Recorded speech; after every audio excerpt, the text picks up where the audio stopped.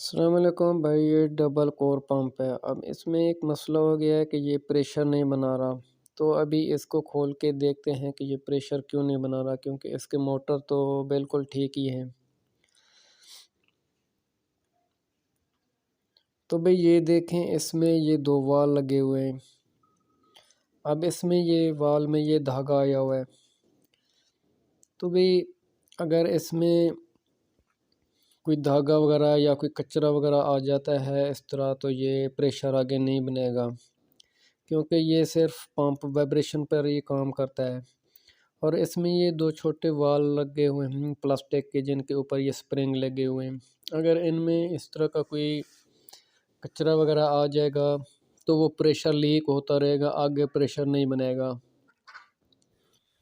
तो भाई ये इसका सेकंड साइड खोल रहे हैं और इसमें देखते हैं कि ये साफ़ है या इसमें भी कोई कचरा वगैरह है। तो भाई ये सेकंड साइड देखें, इसमें भी ये कचरा आया हुआ है। यहाँ तो कचरा बिल्कुल वाल के बीच में आया हुआ है।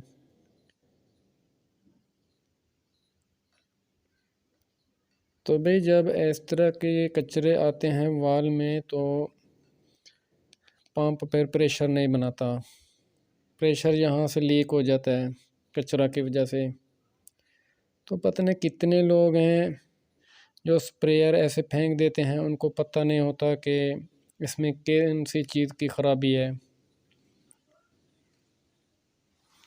भाई अगर वीडियो पसंद आए तो वीडियो लाइक, कमेंट और शेयर कर दें।